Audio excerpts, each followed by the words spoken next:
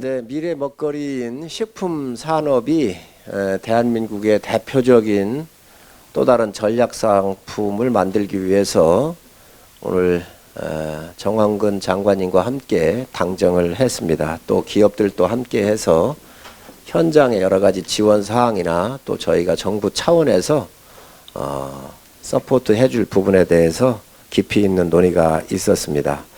먼저 농림식품부에서 자금 지원 또 R&D 지원 확대, 융복합 전문 인력 양성, 산업 클러스터의 활성화 등 푸드테크 산업 발전 방안들에 대한 보고가 있었습니다.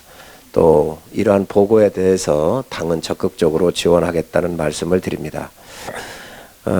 오늘 회의에서 당과 정부 또 우리 기업들이 함께한 내용에 대해서도 말씀을 드리도록 하겠습니다. 농림식품부는 내년도부터 모태펀드에서 100억 원 출자를 시작으로 향후 1000억 원의 펀드를 만들어서 스타트업을 특히 식품과 관련되는 이 기업의 스타트에 필요한 자금들을 조성을 해서 지원하도록 했습니다. 또 중소기업부에서는 푸드테크 기업의 자금 사정으로 어려움을 겪는 게 많은데 기술 보증을 통해서 지원을 하기로 했습니다.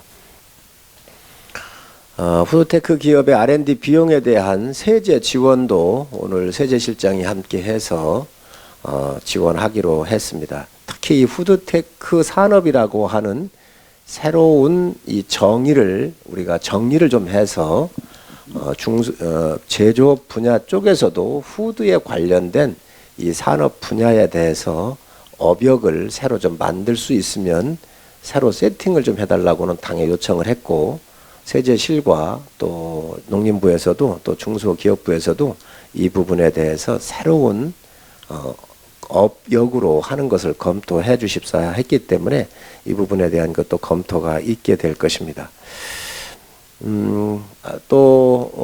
이 푸드테크 산업이 미개척지나 다름이 없고 영세하기 때문에 산업 클러스터 같은데 공동으로 사용할 수 있는 이러한 연구 설비 같은 경우도 정부에 요청을 했습니다. 따라서 꼭 필요한 부분들에 대해서 정부가 기업들의 연구 활동이라든지 또 생산 개발에 대한 이러한 파일럿 테스트 장비에 대해서도 적극적으로 지원을 하기로 했습니다.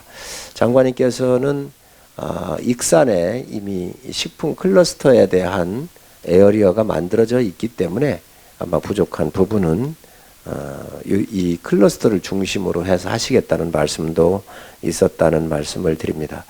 또 많은 기업들과 농림식품부에서 푸드테크 산업 육성을 위한 특별법도 필요하다는 말씀을 주셨습니다. 그래서 국가 전략산업으로 가기 위해서 이 특별법도 우리 안병길 의원께서 나서셔서 미래 전략산업의 발전을 위해서 또 이끌기 위해서 특별법도 준비하겠다는 말씀을 드립니다.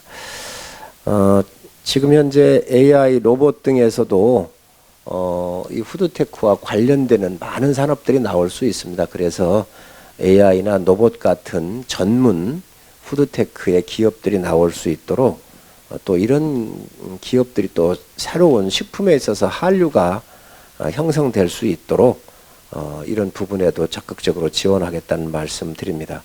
특히 청년들이 스타트업을 많이 하고 지금 약 80개에 이르는 기업들 중에서 약 한 30개 정도를 대한민국의 미래 수종으로 먹고 살 수 있는 중견 기업 이상의 유니콘 기업으로 성장할 수 있도록 적극적으로 지원하겠다라고는 농림식품부의 계획을 들은 바가 있습니다. 당도 이제는 이 식품 산업이 현재 약 20억 정도의 5억 원 정도, 5억 불 정도의 수출을 하고 있지만 향후에 이게 100억, 200억 또 1000억이 넘어가고 그 이상 갈 수 있도록 유니콘 기업으로 육성하겠다는 말씀드리고, 이러한 식품 산업에 대한 윤석열 정부에서 고속도로를 깔 것입니다.